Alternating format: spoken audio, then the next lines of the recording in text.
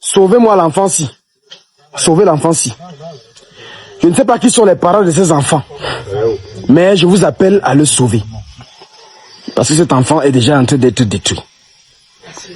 Dans aucune des traditions, un chef mineur n'est exposé, n'est utilisé, n'est marionnettisé.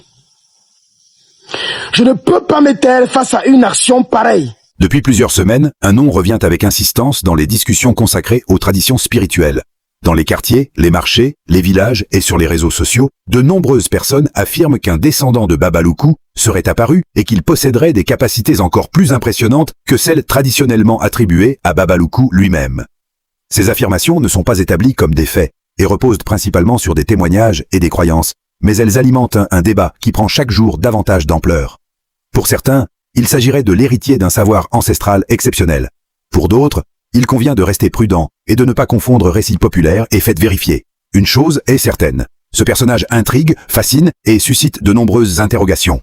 Selon plusieurs témoignages recueillis, cet homme serait longtemps resté dans l'ombre avant que son nom ne commence à circuler de bouche à oreille. Des personnes racontent avoir entendu parler de lui par un proche, un voisin ou un membre de leur famille, tandis que d'autres disent avoir découvert son existence grâce aux réseaux sociaux. Très rapidement, des vidéos, des photos et des récits ont commencé à être partagés massivement, renforçant sa notoriété et attirant la curiosité d'un public toujours plus nombreux. Certains internautes affirment avoir assisté à des scènes qu'ils décrivent comme étonnantes, tandis que d'autres estiment qu'il est impossible de tirer des conclusions à partir de simples publications en ligne. Ce qui frappe le plus, c'est la vitesse avec laquelle sa réputation semble s'être développée. D'après plusieurs récits, des visiteurs viendraient parfois de très loin pour tenter de le rencontrer, convaincus par les témoignages qu'ils ont entendus. D'autres expliquent qu'ils souhaitent simplement comprendre qui est réellement cet homme dont tout le monde parle. Cette popularité soudaine alimente les débats. Est-elle le résultat d'une véritable transmission de traditions ancestrales ou d'un phénomène amplifié par le bouche à oreille et les réseaux sociaux? Les avis restent profondément partagés. Les partisans de cette figure affirment qu'il perpétuerait un héritage spirituel transmis depuis plusieurs générations, tandis que les sceptiques rappellent qu'aucun élément indépendant ne permet aujourd'hui de confirmer les pouvoirs qui lui sont attribués. Dans cette enquête, notre objectif n'est pas de trancher entre croyances et réalité, mais d'examiner les témoignages, de comprendre pourquoi cette histoire suscite autant d'intérêt et de donner la parole aux différentes opinions. Car au-delà des récits extraordinaires, une question demeure. Comment un homme presque inconnu il y a encore peu de temps est-il devenu, en quelques semaines, l'une des personnalités les plus commentées dans certains milieux spirituels? Est-ce que simplement la puissance des croyances populaires, ou existe-t-il d'autres raisons qui expliquent un tel engouement? C'est ce que nous chercherons à comprendre tout au long de cette enquête. Au fil de notre enquête, une autre question s'impose. Pourquoi ce personnage suscite-t-il autant d'émotions chez ceux qui le rencontrent? Plusieurs personnes interrogées expliquent que ce n'est pas uniquement ce qui lui est attribué qui les attire, mais aussi l'espoir de trouver des réponses à des difficultés personnelles ou familiales. Dans de nombreuses cultures, les pratiques spirituelles occupent une place importante, et certaines personnes y voient une source de réconfort, de conseils ou de soutien. C'est dans ce contexte que les récits autour de ce descendant prennent une ampleur particulière. Certains visiteurs affirment être repartis avec un profond sentiment de soulagement après leur rencontre, tandis que d'autres racontent avoir retrouvé confiance en eux ou avoir pris des décisions importantes à la suite de ces conseils. À l'inverse, plusieurs observateurs invitent à garder un esprit critique et rappellent qu'il est difficile de vérifier ces témoignages de manière indépendante. Ils soulignent que les expériences personnelles, aussi sincères soient-elles, ne constituent pas à elles seules une preuve des capacités attribuées à une personne. Cette opposition entre conviction et scepticisme alimente les discussions partout où son nom est évoqué. Ce qui est certain, en revanche, c'est que sa notoriété ne cesse de grandir.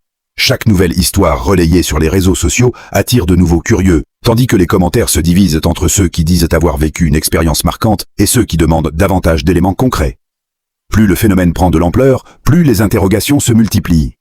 Qui est réellement cet homme? Quelle est son histoire? Comment explique-t-il lui-même cette réputation grandissante? Et surtout, pourquoi son nom est-il devenu, en si peu de temps, un sujet de discussion incontournable dans certains milieux? C'est à ces questions que nous tenterons d'apporter des éléments de réponse dans la suite de cette enquête. C'est dans cette deuxième partie de notre enquête que les témoignages deviennent les plus étonnants. Depuis que le nom de ce descendant de Baba Loukou s'est répandu, de nombreuses personnes lui attribuent des capacités qui dépasseraient l'entendement.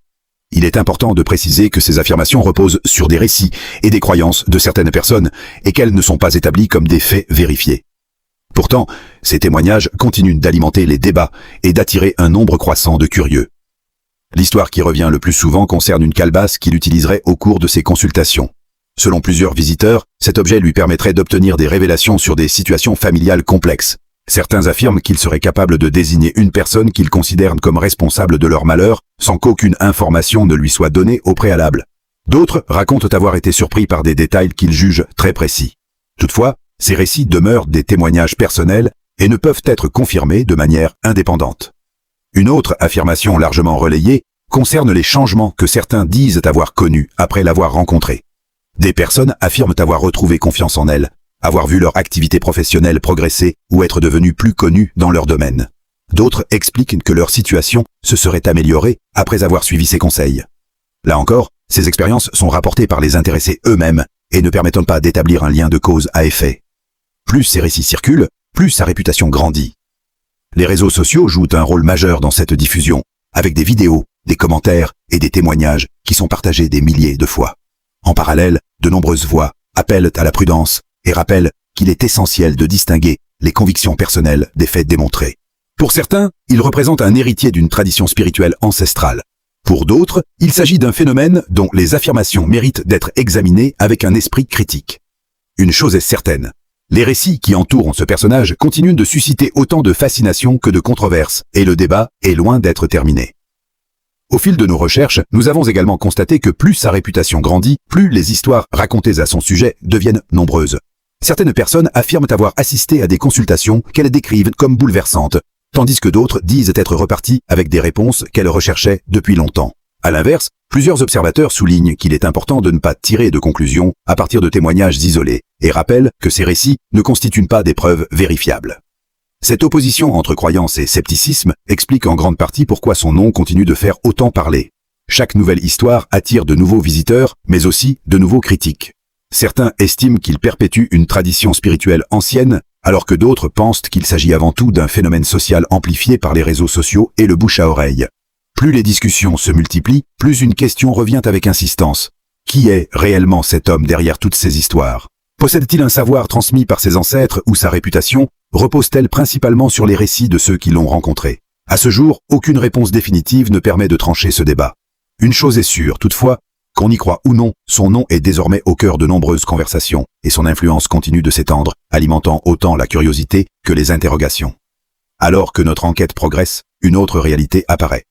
Au-delà des récits qui circulent, c'est l'impact de ce phénomène sur la population qui retient l'attention.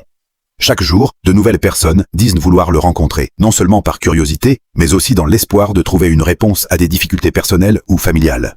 Cette attente montre à quel point les croyances et les traditions spirituelles occupent une place importante dans la vie de nombreuses communautés. En parallèle, des spécialistes des traditions et des observateurs rappellent qu'il est essentiel de faire la différence entre les témoignages, les convictions individuelles et les faits pouvant être vérifiés. Ils invitent chacun à conserver un regard critique, sans pour autant nier l'importance culturelle que ces pratiques peuvent avoir pour ceux qui y adhèrent.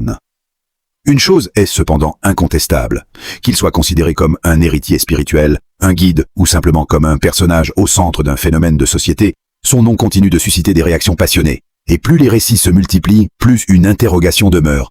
Comment expliquer qu'un homme presque inconnu, il y a peu, soit devenu l'une des figures les plus commentées dans certains milieux spirituels?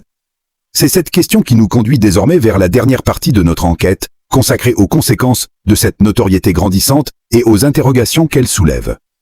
Au fur et à mesure que cette histoire se propage, les réactions deviennent de plus en plus contrastées. D'un côté, certains visiteurs affirment que leur rencontre avec ce descendant a profondément marqué leur vie et continuant de partager leur expérience autour d'eux. De l'autre, des voix appellent à la prudence et rappellent qu'il est important d'examiner ces témoignages avec un esprit critique. Cette opposition alimente un débat qui dépasse désormais le cercle des initiés. Les réseaux sociaux amplifient chaque nouveau récit, chaque vidéo et chaque déclaration, contribuant à faire connaître ce personnage bien au-delà de sa région d'origine. Plus sa notoriété grandit, plus la curiosité du public augmente. Certains souhaitent comprendre l'origine de son héritage, tandis que d'autres cherchent simplement à savoir pourquoi autant de personnes se déplacent pour le rencontrer. Quelles que soient les convictions de chacun, une réalité s'impose. Ce phénomène est devenu un véritable sujet de société dans certains milieux. Reste alors une question essentielle. Comment expliquer un tel engouement et quel impact cette popularité grandissante aura-t-elle sur l'avenir de cette tradition? C'est précisément ce que nous allons explorer dans la dernière partie de notre enquête. À mesure que le phénomène prend de l'ampleur, une autre question se pose. Pourquoi autant de personnes accordent-elles du crédit à ces récits? Pour certains, il s'agit avant tout d'une question de foi, de tradition ou d'expérience personnelle. Pour d'autres, l'engouement s'explique par la diffusion rapide des témoignages sur les réseaux sociaux où une histoire marquante peut être vue et relayée par des milliers de personnes en quelques heures. Dans ce contexte, il devient parfois difficile de distinguer les faits vérifiables des récits personnels. C'est pourquoi plusieurs observateurs invitent à faire preuve de prudence et à examiner ces affirmations avec un regard critique. Cela n'empêche pas le sujet de continuer à passionner de nombreuses personnes. Entre conviction, tradition et interrogation, le débat reste ouvert. Une chose est sûre. Cette histoire a dépassé le simple cadre des discussions locales et continue d'alimenter la curiosité de tous ceux qui cherchent à comprendre ce phénomène. Dans de nombreuses traditions d'Afrique de l'Ouest, des figures spirituelles occupent une place importante dans les récits populaires. Parmi elles, le nom de Baba Loukou est souvent cité comme celui d'un homme auquel certaines personnes attribuent une grande maîtrise des savoirs ancestraux. Au fil des années, sa réputation s'est construite à travers des témoignages, des histoires transmises de génération en génération et les récits de ceux qui disent l'avoir connu ou avoir entendu parler de lui. Pour beaucoup, Baba Loukou symbolise la transmission d'un héritage spirituel ancien, tandis que d'autres considèrent ces récits comme relevant des croyances populaires. Aujourd'hui, selon des témoignages qui circulent dans certains milieux, un jeune descendant est présenté par certains comme l'héritier de cette tradition. Plusieurs personnes affirment qu'il aurait reçu très tôt un enseignement lié aux pratiques ancestrales et qu'il serait devenu une référence pour ceux qui recherchent des conseils spirituels. Ces affirmations ne sont pas établies comme des faits, mais elles contribuent à sa notoriété. Dans ces récits, les marabouts sont souvent décrits comme des gardiens de connaissances transmises au fil des générations. Selon les croyances de ceux qui les consultent, leur rôle est d'écouter, de conseiller et d'interpréter certaines situations de la vie. Les pratiques et les approches varient fortement selon les traditions, les régions et les personnes. Les témoignages concernant ce jeune héritier disent qu'il attirerait de nombreux visiteurs venus chercher des réponses à leurs difficultés. Certains racontent être repartis avec un sentiment de soulagement ou une nouvelle manière d'aborder leurs problèmes. D'autres restent prudents et rappellent qu'il est important de distinguer les expériences personnelles des faits pouvant être vérifiés. Quelles que soient les convictions de chacun, ces récits montrent que les traditions spirituelles continuent d'occuper une place importante dans la vie de nombreuses personnes. Le nom de Baba Loukou et celui de son supposé héritier alimentent ainsi des discussions où se mêlent héritage culturel, croyances, témoignages et interrogations. Selon les anciens, lorsqu'un grand maître spirituel disparaît, son héritage ne s'éteint jamais. Il attend simplement son prochain dépositaire. Pendant des années, le nom de Baba Loukou a dominé les récits liés aux traditions spirituelles. Des générations entières ont grandi en entendant parler de sa réputation et des connaissances qui lui étaient attribuées. Mais aujourd'hui, dans plusieurs villages, une nouvelle histoire se raconte. Les anciens murmurent qu'un enfant, présenté comme son héritier, aurait reçu un enseignement que peu de personnes seraient capables de comprendre. Depuis son apparition, des visiteurs affluent, des récits se multiplient et les marabouts eux-mêmes débattent de son parcours. Au fil des semaines, son nom commence à circuler bien au-delà de son village. Les récits se propagent de marché en marché, de cérémonie en cérémonie, jusqu'à atteindre les grandes villes. Chaque personne raconte une version différente de son histoire, mais toutes s'accordent sur un point. Cet enfant ne ressemble à aucun autre. Selon les croyances rapportées par ceux qui le connaissent, il aurait grandi entouré d'anciens gardiens des traditions, qui lui auraient transmis des enseignements réservés à un cercle très restreint d'initiés. Dans les milieux attachés aux traditions spirituelles, certains anciens expliquent qu'un héritage ne se limite pas à un nom ou à une lignée. Ils estiment qu'il représente avant tout une responsabilité, celle de préserver des connaissances et des pratiques transmises au fil des générations. C'est dans ce contexte que le nom de Baba Loukou continue d'être évoqué, comme celui d'une figure qui aurait marqué les mémoires de nombreuses personnes. À mesure que les témoignages se multiplient, les visiteurs deviennent de plus en plus nombreux. Certains disent parcourir de longues distances simplement pour apercevoir le jeune héritier ou écouter les récits de ceux qui affirment l'avoir rencontré. D'autres viennent surtout par curiosité, cherchant à comprendre pourquoi son nom suscite autant d'intérêt. Les discussions se prolongent jusque tard dans la nuit, chacun partageant ce qu'il a entendu ou ce qu'il croit savoir. Les marabouts et les gardiens des traditions, eux aussi, expriment des avis différents. Certains considèrent que la transmission d'un héritage spirituel est une réalité profondément ancrée dans leurs croyances. D'autres rappellent qu'il est important de faire preuve de discernement et de ne pas accepter chaque récit sans réflexion. Ainsi, les débats se multiplient, mêlant traditions orales, expériences personnelles et interprétations diverses. Quelles que soient les convictions de chacun, une chose semble faire consensus parmi les personnes interrogées. L'histoire de cet enfant a ravivé l'intérêt pour des traditions anciennes qui continuent de vivre à travers les récits, les cérémonies et la mémoire des communautés.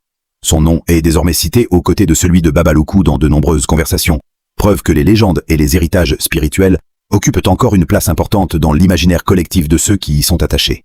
Plus le temps passe, plus cette histoire dépasse le cadre des simples récits transmis entre proches. Dans plusieurs communautés où les traditions spirituelles occupent une place importante, le nom de Baba Loukou continue d'être cité avec respect par ceux qui voient en lui une figure marquante des savoirs ancestraux. Aujourd'hui, les témoignages concernant un jeune homme présenté par certains comme son héritier ravivent l'intérêt pour cet héritage. Pour ses partisans, il incarnerait la continuité d'une tradition ancienne. Pour d'autres, ces récits relèvent avant tout des croyances populaires et méritent d'être examinés avec prudence. Quelles que soient les convictions de chacun, une chose est indéniable. Cette histoire suscite des discussions passionnées et pousse de nombreuses personnes à s'interroger sur la transmission des traditions. Au fil de notre enquête, nous avons constaté que les avis sont profondément partagés. Certaines personnes racontent avec émotion les expériences qu'elles disent avoir vécues, tandis que d'autres rappellent qu'il est essentiel de distinguer les témoignages personnels des faits pouvant être vérifiés. Cette diversité de points de vue montre à quel point les questions liées à la spiritualité touchent aux croyances, à la culture et à l'identité de nombreuses communautés. Les anciens expliquent souvent que les traditions ne se limitent pas à des pratiques particulières. Elles représentent aussi une mémoire collective, transmise de génération en génération par les récits, les cérémonies et les enseignements. Dans cette perspective, l'héritage de Baba Loukou ne se résumerait pas à une seule personne, mais à un ensemble de connaissances et de valeurs que certains cherchent à préserver. Les spécialistes des traditions orales rappellent également que les récits évoluent avec le temps. Chaque génération raconte les histoires à sa manière, ajoute des détails ou met l'accent sur certains aspects, ce qui explique pourquoi plusieurs versions d'un même récit peuvent coexister. L'arrivée de ce jeune héritier présumé relance ainsi des débats anciens sur la manière dont les traditions sont transmises et interprétées. Les réseaux sociaux jouent aujourd'hui un rôle majeur dans cette évolution. Là où autrefois les histoires circulaient uniquement de bouche à oreille, elles peuvent désormais atteindre des milliers de personnes en quelques heures grâce aux vidéos, aux commentaires et aux témoignages publiés en ligne. Cette diffusion rapide contribue à faire connaître ces récits bien au-delà de leur région d'origine, mais elle rend aussi plus difficile la distinction entre les expériences personnelles, les croyances et les informations pouvant être confirmées. Plusieurs observateurs estiment donc qu'il est important d'aborder ces sujets avec respect, tout en conservant un esprit critique. Tout au long de cette enquête, nous avons rencontré des personnes convaincues que les traditions spirituelles constituent un patrimoine précieux à préserver. Nous avons également entendu des voix qui insistent sur la nécessité de ne pas présenter comme des certitudes des affirmations qui ne peuvent pas être vérifiées de manière indépendante. Entre ces deux approches, le dialogue reste ouvert. Ce qui ressort avant tout, c'est l'importance culturelle de ces récits pour ceux qui y sont attachés. Ils témoignent d'une histoire, d'une mémoire et d'un héritage transmis depuis des générations. Au terme de ce reportage, notre objectif n'est pas de dire au public ce qu'il doit croire, mais de montrer comment une figure comme Baba Loukou continue d'occuper une place importante dans l'imaginaire collectif et pourquoi les récits concernant un supposé héritier suscitent autant d'intérêt aujourd'hui. Entre traditions, témoignages, croyances et regards critiques, cette histoire rappelle que certains héritages continuent de vivre à travers les récits des anciens et les discussions des nouvelles générations. Quelles que soient les convictions de chacun, le phénomène illustre la force des traditions orales et leur capacité à traverser le temps, tout en invitant chacun à faire la différence entre le patrimoine culturel, les croyances personnelles et les faits établis. Au cours de notre enquête, un élément revient constamment dans les témoignages recueillis. Pour les personnes qui adhèrent à ces traditions, l'héritage spirituel ne se transmettrait pas uniquement par les liens du sang, mais également par un long apprentissage, une discipline et le respect de règles souvent gardées confidentielles. Plusieurs anciens rencontrés expliquent que, selon leurs croyances, un héritier ne devient pas gardien d'une tradition du jour au lendemain. Il devrait d'abord apprendre à écouter, à observer et à comprendre les enseignements transmis par ses prédécesseurs. C'est dans ce contexte que le nom de Baba Loukou continue d'être évoqué. Pour certains, il représente un symbole de savoir ancestral. Pour d'autres, il incarne avant tout une figure devenue légendaire au fil des récits populaires. Les témoignages concernant le jeune homme, présentés par certains comme son héritier, sont nombreux, mais parfois contradictoires. Certains visiteurs racontent avoir été impressionnés par son calme, sa manière de s'exprimer et la confiance qu'il inspire. D'autres disent être venus uniquement par curiosité après avoir entendu parler de lui sur les réseaux sociaux ou par l'intermédiaire de proches. Plusieurs expliquent que leur visite leur a apporté un sentiment d'apaisement ou de réflexion, tandis que d'autres affirment être repartis sans être convaincus. Ces expériences personnelles varient d'une personne à l'autre et ne permettent pas d'établir des conclusions générales.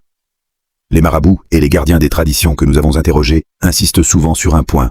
Dans leur communauté, la spiritualité est aussi une question de culture, de transmission et de responsabilité. Selon eux, les récits qui entourent les grandes figures spirituelles sont parfois enrichis au fil du temps par les générations successives.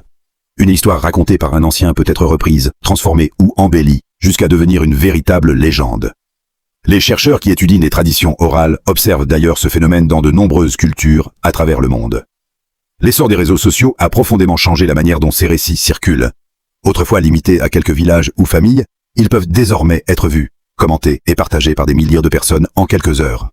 Cette diffusion rapide contribue à faire connaître des traditions locales à un public beaucoup plus large, mais elle favorise aussi la propagation de rumeurs ou d'affirmations difficiles à vérifier. Plusieurs spécialistes invitent donc à distinguer les témoignages, les croyances et les informations pouvant être confirmées par des sources indépendantes. Une autre réalité ressort de cette enquête. Quelles que soient les opinions, l'histoire de Baba Loukou et celle de son supposé héritier témoignent de l'importance des traditions orales dans certaines communautés. Elle rappelle que les récits spirituels ne sont pas seulement des histoires extraordinaires, ils sont aussi des moyens de transmettre des valeurs, des repères et une mémoire collective. C'est peut-être cette dimension culturelle qui explique pourquoi ces récits continuent de traverser les générations et de susciter autant de discussions aujourd'hui. Entre croyances, héritage et regard critique, le débat reste ouvert, et chacun est libre de se faire sa propre opinion à partir des témoignages, des traditions et des informations disponibles. À mesure que notre enquête progresse, un constat s'impose.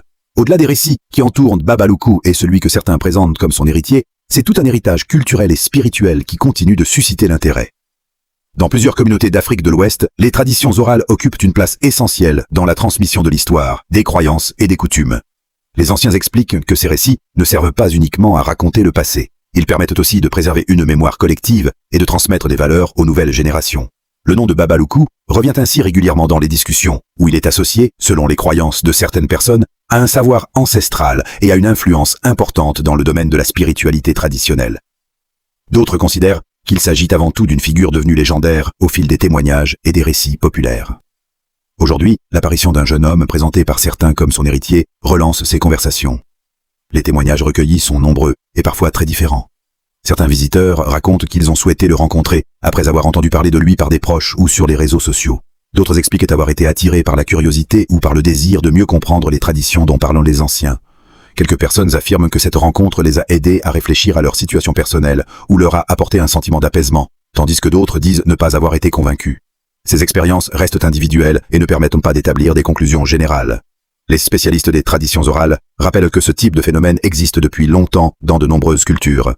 Au fil des générations, les histoires sont racontées, enrichies, parfois transformées, ce qui explique pourquoi plusieurs versions d'un même récit peuvent coexister.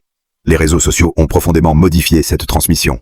Autrefois, ces histoires restaient souvent limitées à une famille, un village ou une région. Aujourd'hui, une vidéo, un témoignage ou une publication peut être partagée en quelques heures par des milliers de personnes, donnant à ces récits une visibilité inédite. Cette diffusion rapide permet de faire découvrir certaines traditions à un public beaucoup plus large, mais elle favorise aussi la circulation d'informations difficiles à vérifier. C'est pourquoi plusieurs chercheurs et observateurs recommandent de distinguer les croyances, les témoignages personnels et les faits établis. Au cours de cette enquête, une idée revient souvent dans les paroles des anciens. Selon eux, un héritage ne repose pas uniquement sur une personne, mais sur la transmission continue d'un savoir, d'une culture et d'une mémoire. Qu'il s'agisse de Baba Loukou ou du jeune homme présenté par certains comme son héritier, ces récits témoignent surtout de l'importance des traditions dans la vie de nombreuses communautés. Ils montrent comment les histoires, les croyances et les souvenirs continuent de traverser les générations, tout en s'adaptant aux évolutions de la société. Plus que la recherche de réponses définitives, ce phénomène rappelle la force des traditions orales et leur capacité à susciter des débats, des interrogations et des échanges entre ceux qui y adhèrent, ceux qui les étudient et ceux qui les regardent avec un esprit critique. Entre patrimoine culturel, mémoire collective et diversité des convictions, le nom de Baba Loukou continue ainsi d'occuper une place particulière dans l'imaginaire de nombreuses personnes, illustrant la manière dont les récits transmis par les anciens peuvent encore influencer les conversations d'aujourd'hui. Alors que notre enquête touche à sa fin, un dernier constat s'impose. Au-delà des récits qui circulent autour de Baba Loukou et du jeune homme présenté par certains comme son héritier, c'est toute la place des traditions spirituelles dans la société qui refait surface. Dans plusieurs communautés d'Afrique de l'Ouest, les anciens rappellent que ces traditions ne se limitent pas à des pratiques religieuses ou spirituelles. Elles constituent aussi un patrimoine culturel transmis de génération en génération, à travers les récits, les cérémonies, les conseils des aînés et les enseignements de la tradition orale. Pour beaucoup, Baba Loukou est devenu au fil du temps une figure emblématique de cet héritage. Son nom continue d'être cité dans les discussions, parfois avec admiration, parfois avec prudence, mais presque toujours avec le respect dû aux personnages qui ont marqué la mémoire collective. Aujourd'hui, l'apparition d'un jeune homme présenté par certains comme son héritier relance ces conversations et attire l'attention de nombreuses personnes. Les témoignages que nous avons recueillis montrent que les motivations des visiteurs sont très différentes. Certains disent de vouloir mieux comprendre les traditions de leurs ancêtres, d'autres cherchent des conseils face à des difficultés personnelles, tandis que plusieurs reconnaissent être venus uniquement par curiosité après avoir entendu parler de cette histoire sur les réseaux sociaux. Les expériences racontées varient considérablement d'une personne à l'autre. Quelques visiteurs expliquent être repartis avec un sentiment d'apaisement ou une nouvelle façon de voir leur situation, tandis que d'autres disent ne pas avoir trouvé ce qu'ils étaient venus chercher. Ces récits restent des expériences personnelles et ne permettent pas d'établir des conclusions générales. Les chercheurs qui étudient les traditions orales rappellent que ce phénomène n'est pas nouveau. Dans de nombreuses cultures, des personnages associés à la sagesse, aux pratiques spirituelles ou aux connaissances ancestrales deviennent progressivement des figures marquantes dont les histoires sont racontées, enrichies et parfois transformées au fil des générations. Chaque récit reflète le regard de celui qui le transmet, ce qui explique pourquoi plusieurs versions d'une même histoire peuvent exister simultanément. Les réseaux sociaux ont profondément changé cette transmission. Là où autrefois les récits restaient souvent limités à quelques familles ou à un village, ils peuvent désormais être vus, commentés et partagés par des milliers de personnes en quelques heures. Cette visibilité contribue à faire connaître certaines traditions bien au-delà de leur région d'origine, mais elle favorise également la diffusion d'affirmations difficiles à vérifier. C'est pourquoi plusieurs observateurs invitent à distinguer les témoignages, les croyances personnelles et les faits pouvant être confirmés de manière indépendante. Au cours de cette enquête, une idée est revenue à plusieurs reprises dans les propos des anciens. Selon eux, un héritage ne se résume jamais à un nom ou à une réputation. Il repose avant tout sur la transmission d'une mémoire, de valeurs et d'un savoir culturel qui dépasse les individus. Quelles que soient les convictions de chacun, l'histoire de Baba Loukou et les récits concernant celui que certains présentent comme son héritier témoignent surtout de la force des traditions orales et de leur capacité à traverser les générations. Elles montrent aussi que ces histoires continuent de susciter des débats, des réflexions et des échanges entre ceux qui y voient un patrimoine culturel précieux, ceux qui les étudient avec un regard historique et ceux qui les abordent avec scepticisme. Plus qu'une réponse définitive, cette enquête met en lumière un phénomène culturel vivant où se croisent mémoire, croyance, transmission et regard critique.